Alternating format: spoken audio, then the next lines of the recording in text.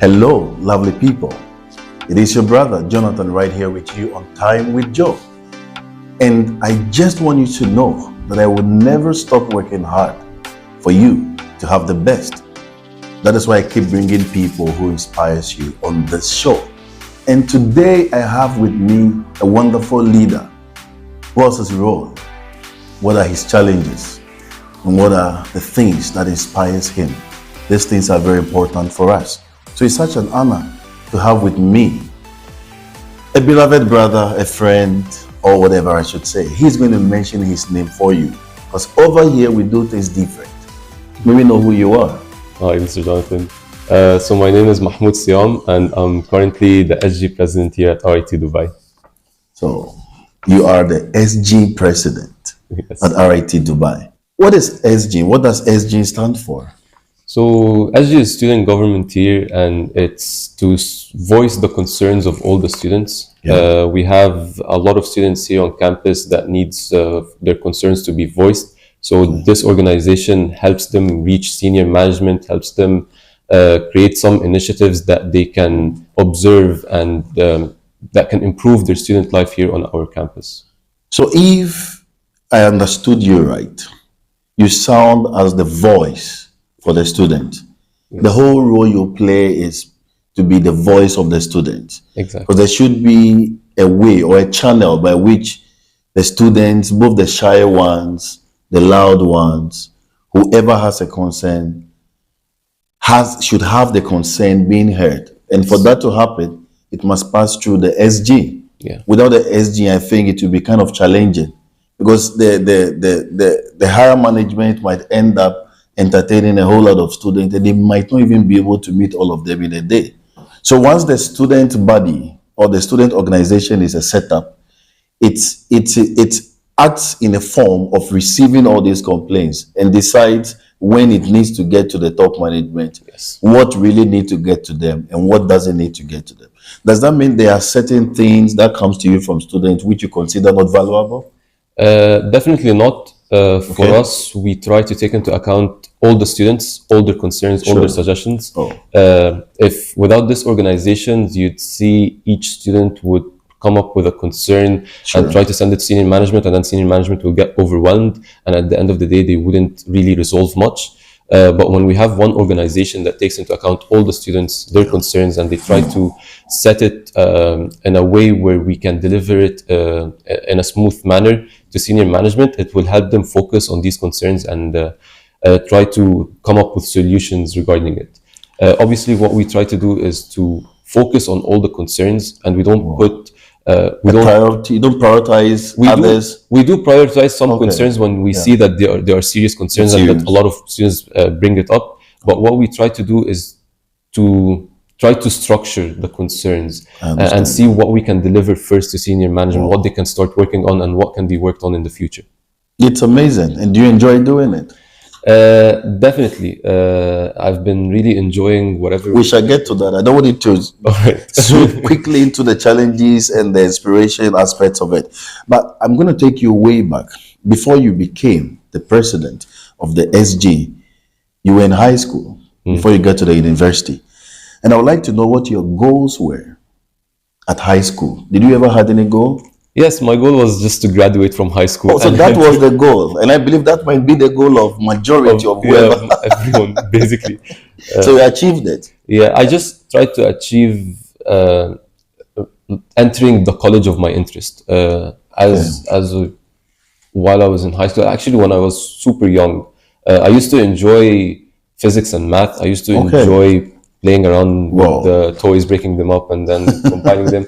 So I had a dream of being an engineer in the future. So that was a dream. At what age do you think you discovered that to be a dream? Oh, a very young age, even like when I was younger than 10 years old. That's serious. It's an inspiration. I'm happy to know. I'm happy to know. Okay, so I will just ask you, I have a few questions listed here that I need to ask you. All right. Whilst you were in high school, did you ever play any leadership role? I didn't get the chance to be in a position where I'd act as a leader. Maybe. So what if you should say that you didn't get the chance, does that mean you tried?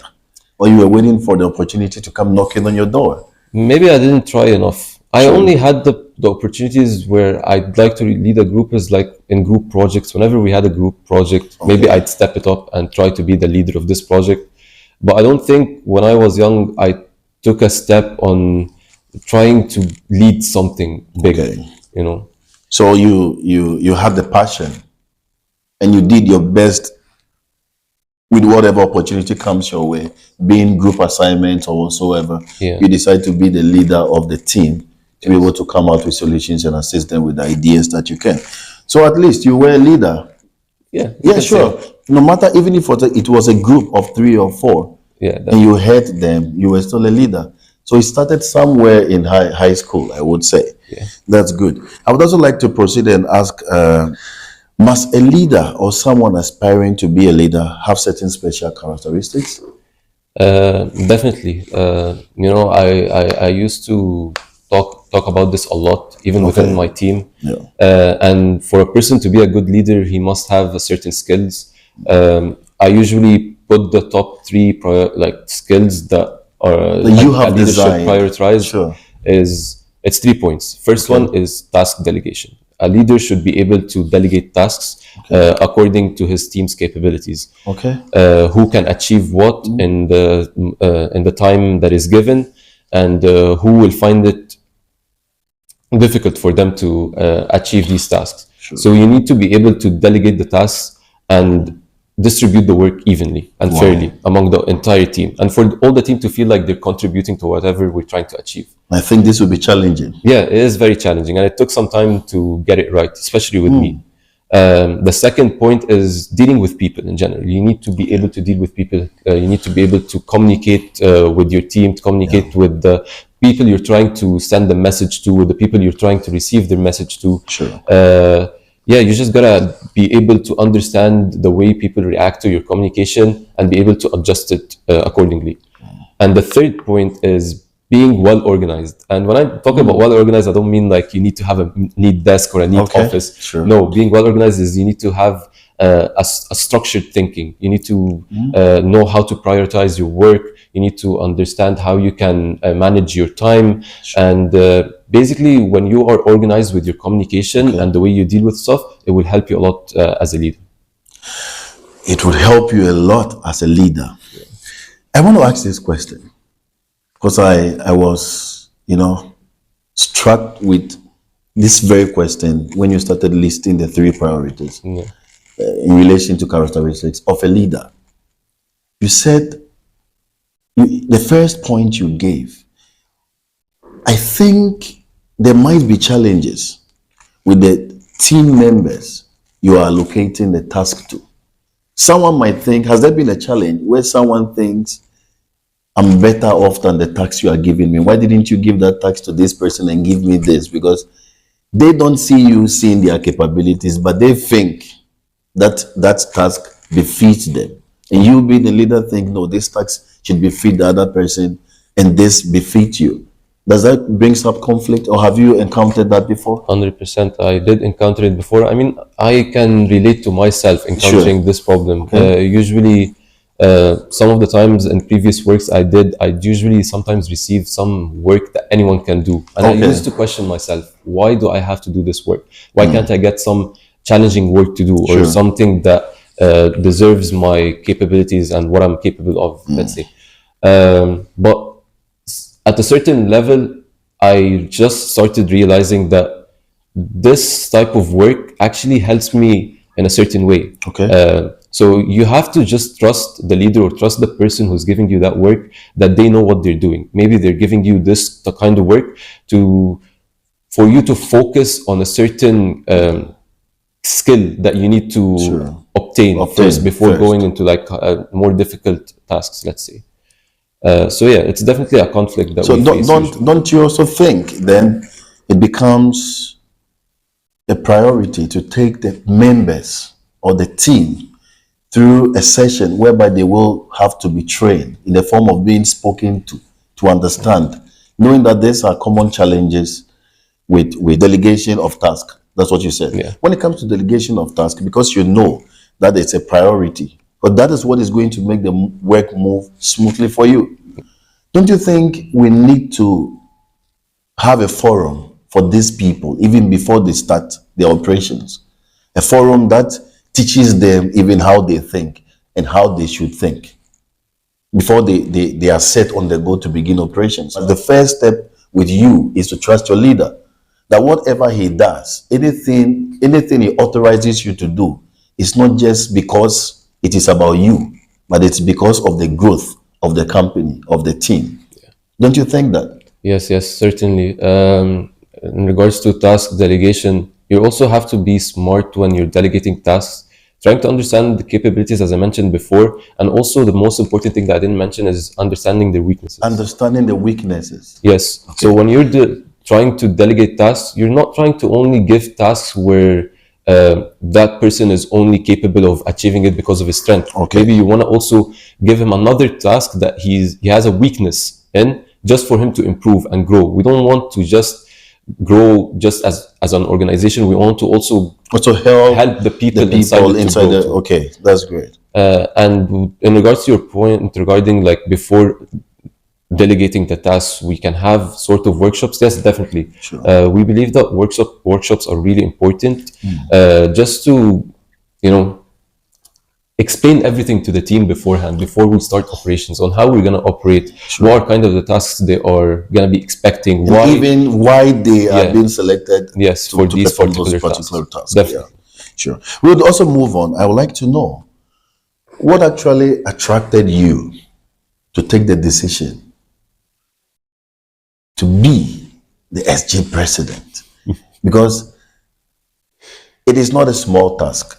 I know you are going to face a lot of challenges, and definitely you're going to share some of the challenges with us before you run out. But we would like to know what inspired you, what actually attracted you to say, no, I think I need to go in for this big role. I mentioned this in a previous speech I had in last year's awards night, and it started with just a flashback of me going back in time 5 years ago, let's say, the time I stepped into this university as a student. Yeah. I never imagined me put in a position where I'm leading that huge of an organization with being the voice of that many students. Let's say my level of engagement in regards to student life in my first year wasn't that high. I did not really give any focus. I'd usually just focus on my studies, and didn't think the extracurricular activities can actually help me grow as a person. But I don't know what happened. Probably a switch got switched. And when was that point of time? I'm not sure. But starting from my second year, I started taking part of some activities that are happening around campus. I started finding it interesting to join organizations and clubs. So what was the first organization you joined? American Society of Mechanical Engineers. Let's say it's the first organization that I led. Okay. It was in my second semester, I became the president of ASME Club. And from there, I just loved leading a group of people. And seeing the achievements and success at the end of the semester and at the end of the year, it made it even more rewarding. Because you made an impact when you took on the role. Exactly. To see the impact that drove a force in you to push harder, yeah? So could it be that people advised you to go in for, or you did the advising yourself? You did advise yourself to move into the highest position ever a student can attain? Or you were inspired by friends or by your teammates? I'm not going to hide it. Most of the inspiration came from the people around me. Some of them pushed me to join, first of all, ASME organization. The only reason why I joined it is that people pushed me to join it and be part of it. Whoa. And I really have to thank them for that. Because this Any names you like to mention? I remember from second year, I'd mentioned Shaima. Shaima is actually one of the people who was in student government at that time, and she really pushed me to join ASME and be part of it. That's great. Also, without the support of my friends in general, and they were the reasons why I got elected president, because they voted for me. So a special thank you to them all. But yeah, from there, I just tried to keep growing with the university, entering after it in student government as clubs director, and again seeing the impact that I was able to do with my team and clubs team, and seeing how club structures changed over time. It was just there where I decided, you know what, let's run for presidency. It's encouraging listening to you, because I think a lot of people have doubts on how to be, how to become. They just see it and perceive. And most people are so shy to move forward and have interactions with the people they see them as role models, or people they see and feel being inspired, even seeing them. Believe me, there may be people who would like to sit you down and find out how you became who you are, but they may be shy or they may be afraid. I don't know how they put it. So it's amazing we have a platform like this that they can go there, watch, and get to know some few things about you and how you attain the position you have been. Now, I'm going to ask you, can you let us know some of the other roles you perform? Definitely. You know, in general, people underestimate the work that student government does. Sure. Because a lot of the work happens behind the scenes. Okay. And anything related to students in general that happens around campus, whether it's decisions coming from from senior management, from student affairs, or other departments, okay. Student government always has a say in these type of decisions. And we only come up with solutions on these decisions, or we come up with the final decisions based on feedback we're receiving from students. But certain of the roles we play here on campus, people usually think it's just the events that are hosted is what student government is about. Sure. No, it's way more than that. Obviously, big part of what we're doing is events around campus, is that we're trying to improve student life and try to get the engagement of all students with everything that we're doing. So I'm not cutting you, but in improving student life, what are some of the things you have done that you can boldly say, we did this, we did that, we've implemented this, and to you, and based on the comments you have received, yes, you see that's a positive thing that has improved student lives? Yes, and I'll focus on concerns. So sure, whenever students have concerns, they have concerns in regards to their campus, in regards to the level of education they're receiving, or in regards to, in general, the way they're enjoying the university itself. Okay. And in order to, what connects with all these points together is just student life in general. Sure.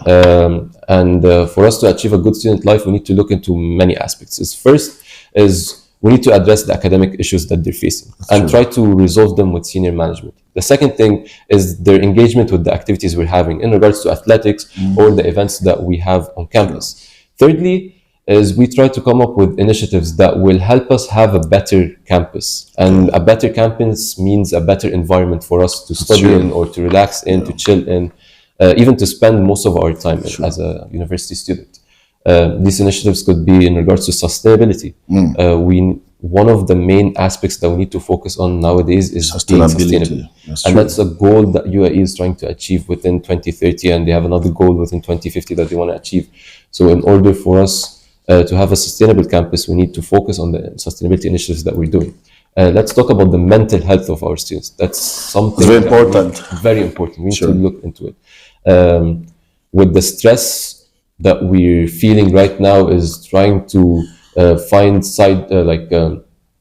part-time jobs for experience, trying to find our internships, trying to achieve good academic records. All of this can put so much pressure, so much stress. It's unbelievable. And the only way we can really help the students with trying to deal with this stress is to focus on their mental health. And try to tackle the stigma around mental health itself. Some people don't believe that there are people facing mental health issues. And that shouldn't be the case here in our campus. And that's why we try to promote it through our events. We try to work with senior management to have someone who can come and consult students and so on. So you have special programs that the drive force is because of this mental health challenges. And if I may ask, has there been a scenario whereby you have initiated a plan like this and had it rejected by the management? They've never rejected any of our plans. Let me be honest. every time we come up with a solution, they take it into account, and we try to figure out a solution, let's say a fair solution that would fit us and at the same time fit the university and fit. So before you come out with the plan and present it to them, you are certain that this is something that is not going to be a hindrance to them. Yeah, that's it. So you take a careful look into your plans. We study our plans. We do the research. We try to come up with solutions before we address it to senior management. So do you have someone part of the senior management that you unofficially consult with some of the plans you have? We consult most of our plans with student affairs before sending it to senior management, trying to get their point of view first, trying to get their opinion on what senior management would react to these decisions. And based on that, we might adjust it a bit just to be able to deliver it in a way where senior management can, accept it. That's great. So the student affairs department do assist the student government come out with their plans. I would like to know, because we're almost wrapping up, I would like to know what the challenges has been since you attained the office as a president for the SG. It never runs smoothly. You always face a lot of challenges. You always face so many speed bumps. But let's say one of the challenges that we actually face on a regular basis is students usually, when they come up to us with complaints or concerns, they expect it to be resolved within a very short time, and they don't understand that the processes it goes through. The process is so long, and it has to go through so many stages. True. And us as student government, we're trying to come up with a system where we can display exactly these stages and display the updates on the concerns that students are giving us.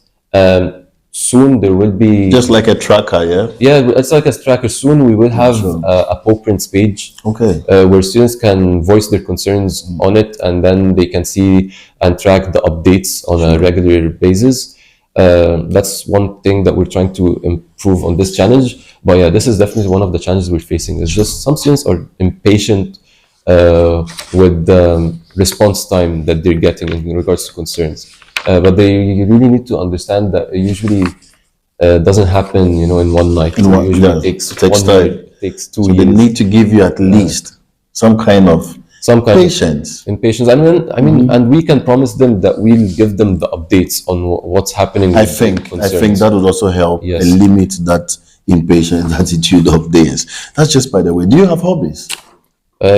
You have hobbies? Yes, I used to have hobbies before. That's what I really want to know. So what were your hobbies? And what is your hobby now? Hobbies in general was sports. I used to play a lot of sports, especially football. But coming into every gentleman loves football. Yeah, everyone loves football. But I don't like football. Why? I don't even know why I don't like football. Probably because of how I grew up. Maybe. That's why I don't like football. Yeah, but the next game I would like to fall in love with is going to be golf. I want to learn how to play golf. Yeah, all the rich guys are playing golf. Some people don't consider it as a sport too. Yeah, they don't, but it's a connection, it's not because it's a sport, but because of the connections affiliated to that. Yeah. That's just by the way. Sure. So we are almost wrapping up. Like I said, do you make enough time for your hobbies? Because it's very important. I struggled a lot in my first semester as president to have some spare time to focus on hobbies, or maybe just focus on my social life, let's say. I was able to manage my academics with the student government and the other work that I was doing, like senior design. But it really took away from my spare time that I used to have. Sure. But with time, you'll get the hang of it. Looking at the progress I had from the beginning of the year, I actually was able to balance out my time in the second semester way better. Sure. But the main priority that students need to focus on is their academics. Is that you're really gonna understand how important it is when you start applying for positions in other companies. Because they're gonna start asking you about skills that you obtain from the courses you're taking here at the university. Skills. At the same time, their engagement in extracurricular activities is very important too, because there are some skills that you will get from this side that you won't be able to obtain through your courses, like leading, as we said, leading a team, being able to communicate with other people and deal with them. These are all skills. Exactly, these are all skills that you obtain. Should be a result-oriented person. 100%. I think these things are really helpful if students who wants to make a mark in the world, not just their lives, because whatever we are doing is not for ourselves, but it's for people. Whatever we have is not ours, I tell people, it's for others. So if you are doing anything, you have to do it so well. Because if you are no more, that thing still represents you. And it will be affiliated to your name in case they have to address that thing. We are finally wrapping up. And I would like to know what your driving force has been. Or to put it, what's been your inspiration? So as I mentioned before, there's nothing special about me. It just came with the vision that I had of what I wanted to achieve and the hard work that I put in every day whenever I was in a position, whether it's a leading position or in a position where I had to achieve or complete some certain task. Again, if I was capable of doing this, I'm pretty sure anyone is capable of doing the same. It just comes with the hard work and with the vision that you put in and what you want to achieve, as I said. But you just need to understand that whatever position you're put in, it's just not for you to just put it in your CV and to showcase it over there. No, you need to try to achieve and try to grow with the position that you're in. At the same time, when you see the impact that you are putting and the results you are obtaining at the end of the year, it will only help you to have a the results. Exactly.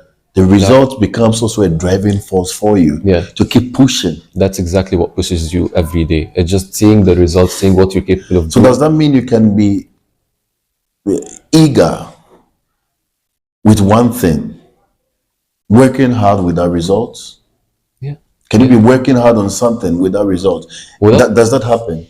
You know, I'm pretty sure whenever if you're doing what has to be done and you're putting effort and you're hardworking, you'll definitely see a result at the end of the day. And I'm pretty sure it's going to be positive. And I mean, that's one of the But I've heard people say hard work doesn't pay. Have you heard that before? Yes, I did. Or it's just a funny saying? How will you put it? Again, as I mentioned before, I mentioned hard work. I said if you're going in the right track, you could be putting so much effort, but it's in the wrong direction. Okay. And obviously, you won't be able to obtain results. Sure. But again, if you're putting hard work in the right path, you're doing the right thing, you'll definitely find a positive result. Even if you're gonna face challenges or some bumps throughout the way, which everyone faces, it should not stop you from trying to achieve whatever you want to achieve. And sometimes it comes with time. Sometimes you would achieve a certain level that you are satisfied with, but just don't stop there. Keep pushing forward. Even if you drop at a certain point of your time, keep pushing to even keep pushing, keep going, keep climbing. Do not give up. Hard work pays. That if the hard work was for a positive reason, then it's gonna pay. Negative hard works doesn't pay. Even if it will pay, it's going to pay you negatively. So why go into a hard work negatively? Go into a hard work positively. That means whatever you are exerting your energy into should be something that is acceptable by society. That will bring you a good result. For that result to also do what? Push you to the next level. It's been the program Time with Joe. And we have had this amazing personality here with us. Anything to tell them before we run out? Nothing really. I just wish everyone good luck with whatever they're doing right now. And I hope they achieve all they're capable of. Again, just keep pushing. I'm pretty sure anyone can do whatever they're trying to achieve with hard work in a positive direction. So what again are you telling the viewers? Are they supposed to subscribe? Yes, please. To like and to share, like everybody says, all YouTubers do say. I always forget to say that thing, like, subscribe, share, press the bell icon. Just tell them for me. Yeah, I really want to give kudos to Mr. Jonathan with whatever he's trying to achieve right here. This is really an inspiration that all the students need.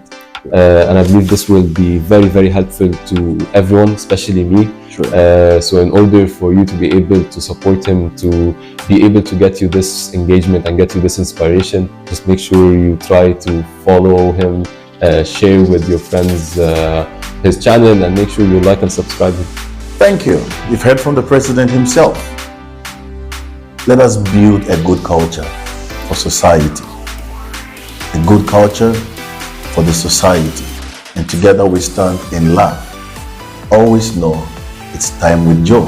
And Time with Joe is for anybody and for everybody. Thank you.